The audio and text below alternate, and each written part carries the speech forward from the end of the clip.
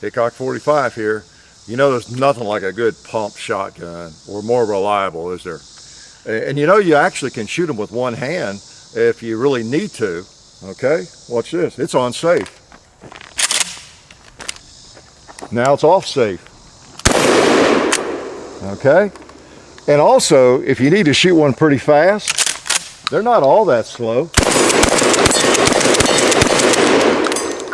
You know, you can crank some rounds out, you know, without too much trouble, but it could be it's not fast enough for you, or you don't trust yourself handling it with one hand, and I've actually not practiced it myself, as you could tell, and you want a semi-automatic shotgun. So that's what you're here for, right? Let's look at a couple of semi-automatic shotguns. We have the Mossberg 930 on loan. So we thought, well, let's do a comparison between the Benelli M4. We got the law enforcement military model here, and we got the 930 SPX. Tactical, I guess. I don't know. Looks pretty tactical, doesn't it? And well, let's just do a little comparison, because there are a lot of people at least contemplating a semi-automatic shotgun. Don't want to fool with a pump.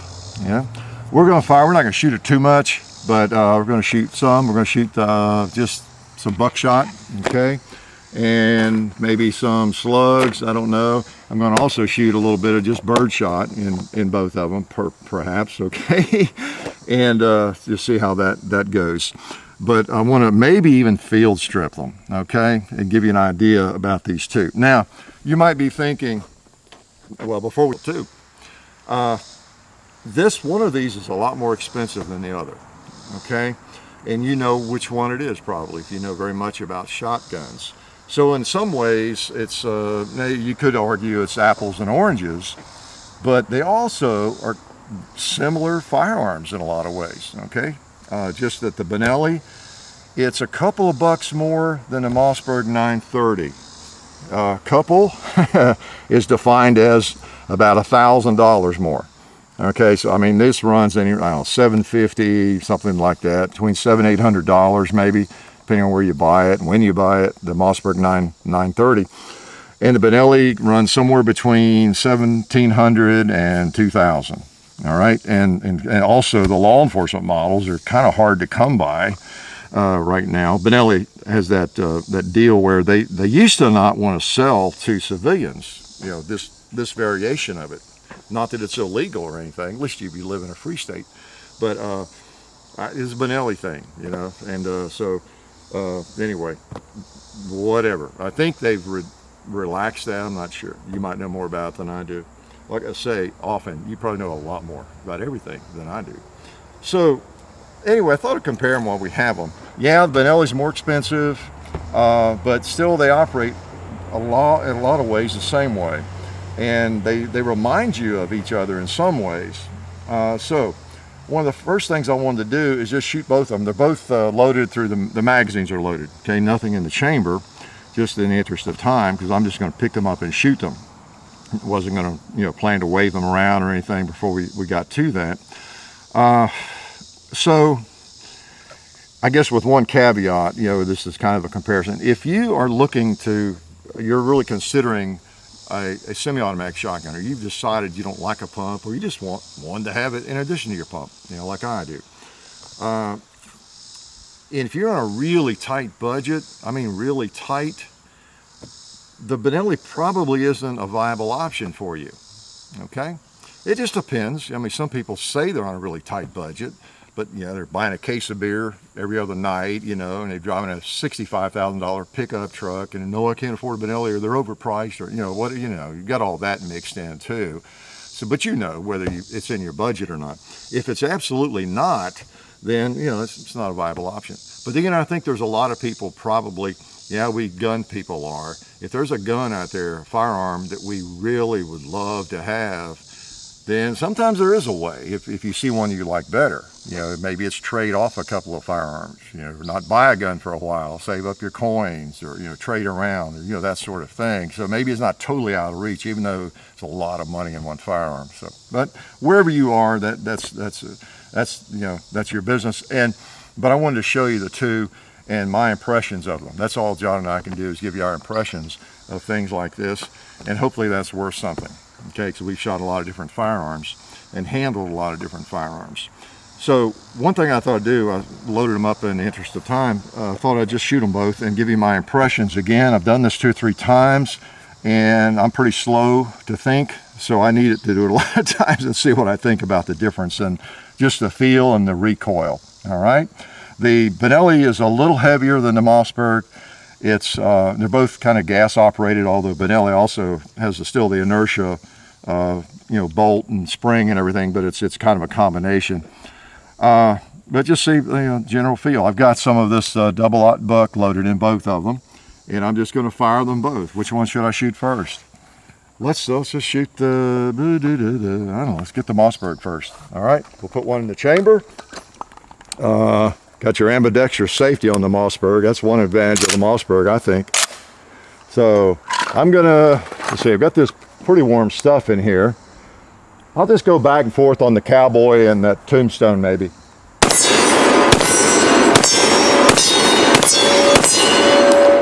Okay, that's a very pleasant firearm to shoot. Before I forget, let's shoot this one.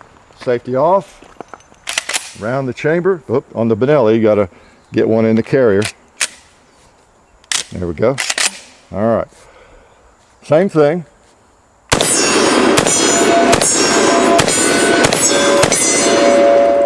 Okay, that one's pleasant to shoot. As far as differences, I don't know, I've done it several times. I tend to lean towards the Benelli being a little softer. John thinks it's the pistol grip, maybe. Of course, what's he know? No, he's probably right. The pistol grip makes a difference because you got that added, support with it. So it may just be the pistol grip because there's not much difference. Okay, they're both pleasant to shoot. And actually, the Benelli should feel maybe just, even though it's almost imperceptible, it should shoot a little bit softer, maybe more softly, because it's a little heavier. It's about 3/4 pound heavier, I think, than the Mossberg. It feels, when you pick them up, I don't know, you don't get a lot. I always feel like that's a pretty hefty gun. It's about 8.4 pounds, I think.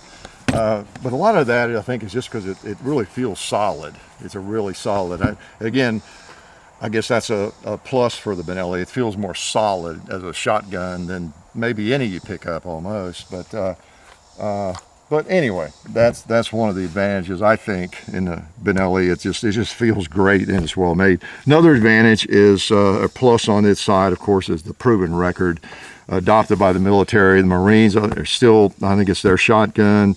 It's been used all over the planet and successfully. It's it's proven track record. Okay, there's no big secrets about the Benelli M4, and it's a shotgun that's highly respected by a lot of countries and police departments, everything from, I think, the LA Police Department or military and all over the planet. So it has that going for it, of course, and of course it has that big price tag going for it. So at that. So anyway, that's, as far as shooting them, they both shoot well. And we've been playing with it for a while, the Benelli. The Mossberg has performed pretty well. You've probably already seen the main video, the first video with it. We did have a few malfunctions in that video. And it was not just with the light ammo, as I recall. I think it was with a slug or double-aught or something. So we had a few hang-ups with it. But again, it's a brand new gun. And since then, we've done, I think this is the 4th video that it's been in. It's been a co-star or a star, and the guns are the stars of our video. It's not John or me. They're about the guns. The thing has done better. I don't think we've had a malfunction, have we, John? Other than that first video. So, just take that for what it's worth. Again, we don't like to make a firearm look worse or better than it is. And so anyway, everything's on the film that you see. If we have any malfunctions outside the film of the video, I try to relate that. And let's see, I think it was, I told you about that in the other video, though. Before the video, I had a malfunction when I first started shooting it. I think the first magazine full of birdshot or something, but it definitely wasn't broken at that point. So, but she's been performing like a champ since then, though. and we've had fun with it. John did a slugfest you may have seen or not yet, and we've done comparisons, and of course, again, we haven't shot it finished today, so you never know. All right, so that's that. Now, so I've shot the warm stuff. I think I'm going to show you this. Let's shoot this, and then I might do a field strip.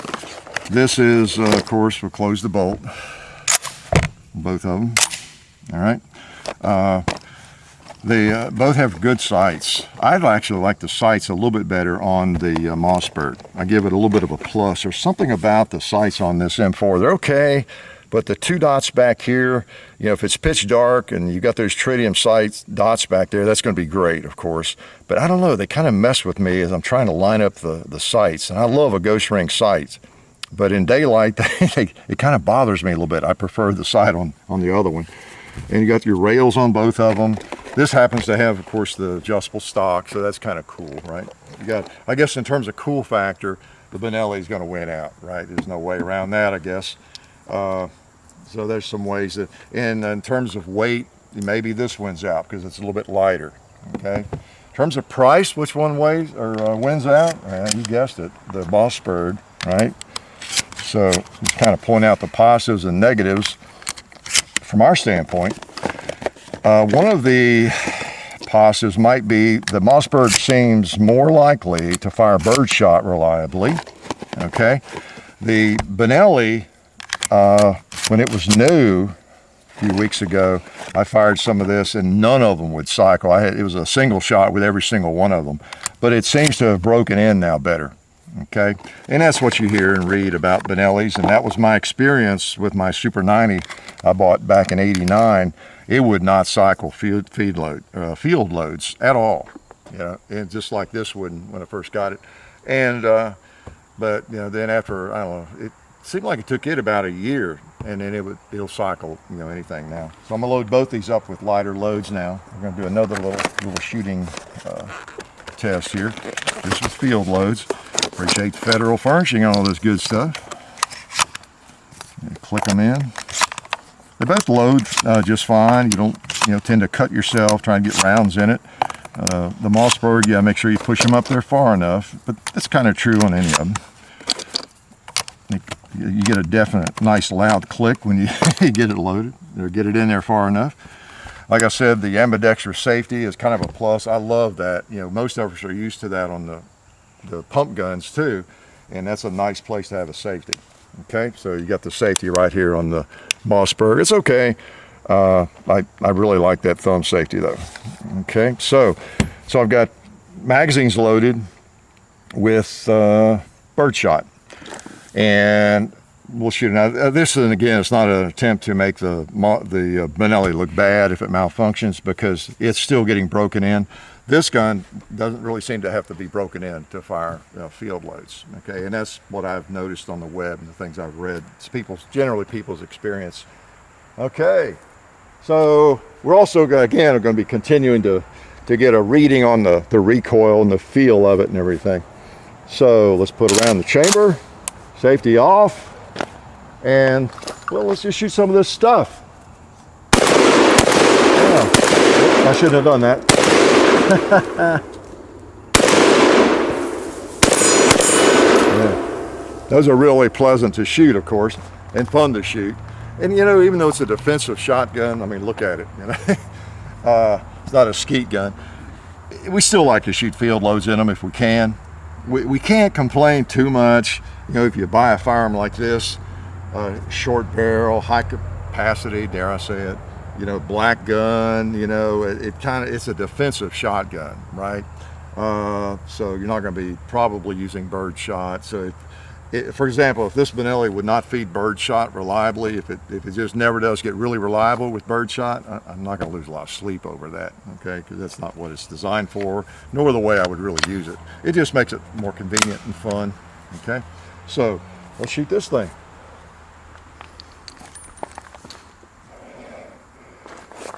All right, one the carrier and load him up. Oh, there you go. Didn't feed it. Okay, it did after the first one. It's getting a lot better. I would guess after about another 100 rounds or so of warmer stuff, or even that, it's going to be where it'll feed that pretty reliably. At least it's not so inconvenient or annoying, if it just does that once in a while. So, and that's fun, because when you go out plinking around with your shotgun, you don't always fire the double-aught buck and slugs, and unless you're like me, you like punishment. So, there you go. Now, what else about them? I've talked about price and weight, length. They're about the same, unless you bring in your stock on this. And you may have heard me before. I'm not a big fan of pistol grips on shotguns. On my Super 90, I in fact replaced that, and I've got a grip like that on it, or stock like that on my Benelli. I've got that stock in the barn. It's really nice. They're hard to beat, these Benelli pistol grips. They feel like $1 million, but so I don't know. With the I kind of like this extendable stock better than I thought I would. The way it works. If you're considering one of these, try out that stock if you can find one. See how you like it. It looks weird in a way, and it's kind of odd, but I like it better than I thought it would. Okay, it feels good. I even have one of these I keep on. It's it fits right over that. Gives me a little more length, and I guess it absorbs some recoil, but that rubber on there does plenty of that. That gives me another whatever ½ inch there. So that works too. Some people complain about the positioning of the like the sling attachments on this being on the bottom of the gun. I don't know if that's a negative for you or not. What else would be a negative or a positive?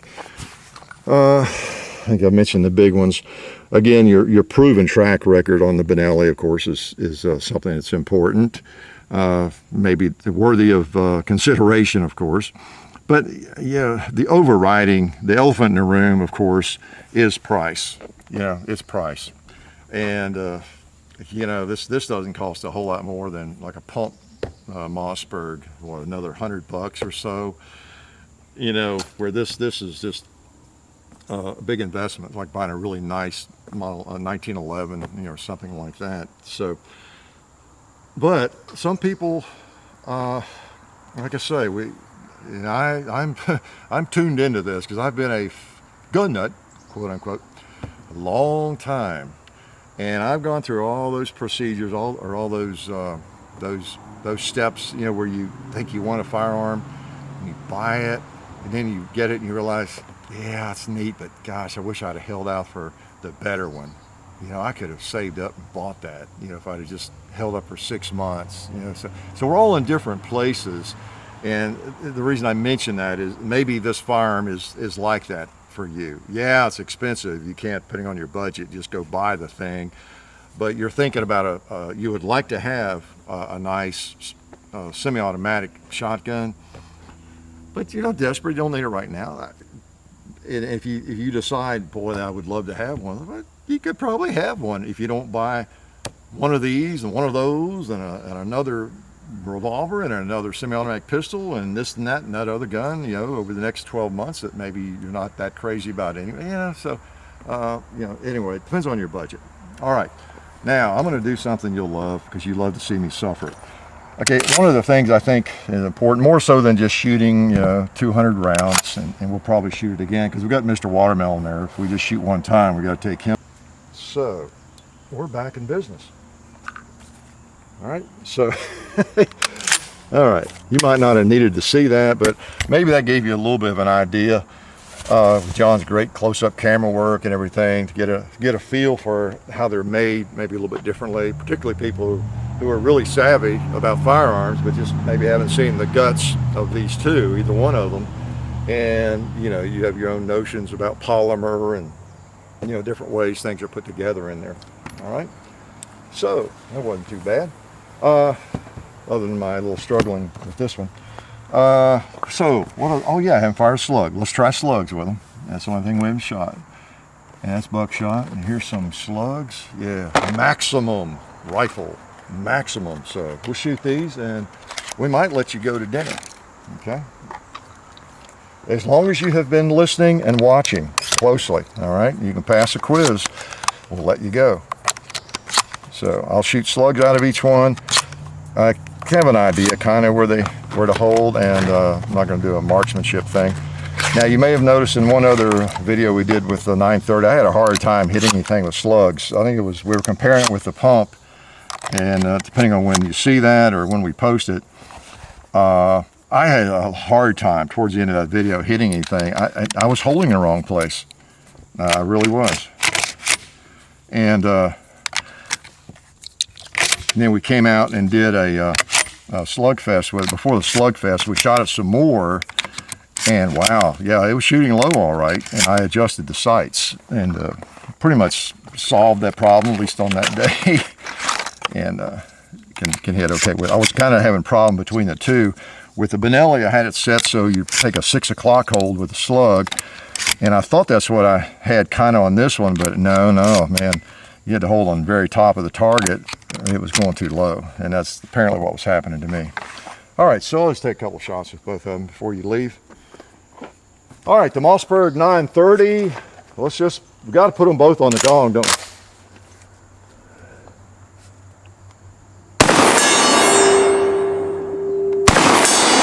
Yeah, and see if we can kill a ram.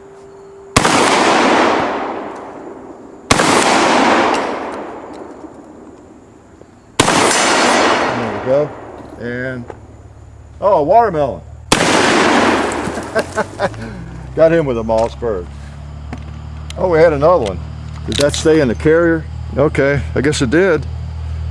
No, there we go. So we had a malfunction. Let's put it in there and shoot it. Boom, bounced off. Okay, let's try the Benelli. Slugs. Safety off.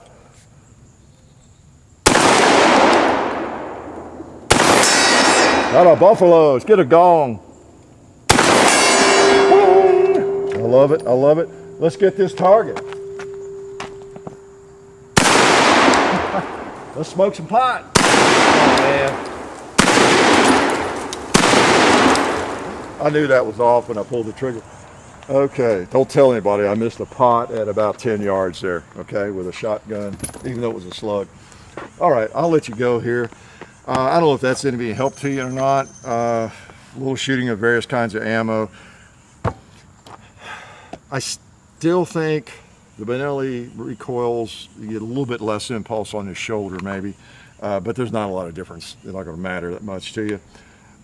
This thing is, it's done pretty well. You saw a little mishap there, malfunction with it, and that's the first time we've had a malfunction again since I guess the main video, and that was with a slug, a pretty hot slug. Okay, in fact, it's called maximum rifle slug.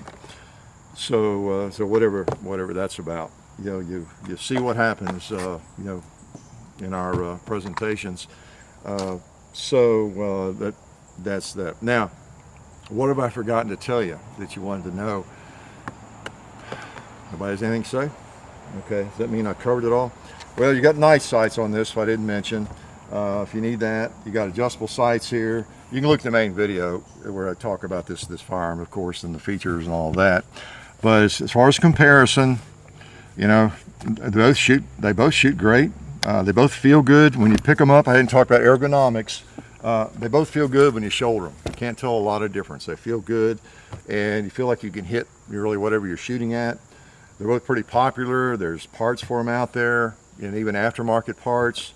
And you know, they're both decent shotguns. Mossberg, of course, is the economy model, and generally they'll get the job done. If you look on the web, on the interwebs, and on the forums, you'll find at least as many people who swear by it and they love it, the Mossberg, and have never had a malfunction, as you do people who have had malfunctions. So you get both stories on that one. Okay, that's what I discovered. You don't get a lot of negative stories on the Benelli. I'm sure they're out there. I didn't see any. I haven't seen any, other than, you know, price and some of those things. But as far as function, you know, it's more of a proven entity. So just a little comparison. I meant for it to be quick, but you know me, I can't do anything quick. You have to be quick-minded to do things quickly. Okay, I'm slow-minded, so it takes a lot more time. You didn't need to get to bed or to get to dinner anyway. So anyway, I've enjoyed shooting both of them. It's a lot of fun. But I still love my pump. Life is good.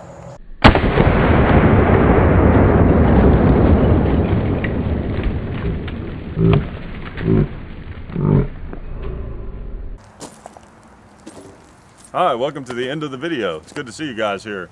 I want to tell you guys about our friends over at SDI, the Sonoran Desert Institute. You can find them at sdi.edu. They are a fully accredited online distance learning program where you can become certified in gunsmithing or get an associate's degree in firearms technology. And they also accept GI Bill. So check them out at sdi.edu. And while you're on the internet, please also check out some of the other stuff we got going on. There's the Hickok 45 & Son YouTube channel. There's the Hickok 45 Facebook.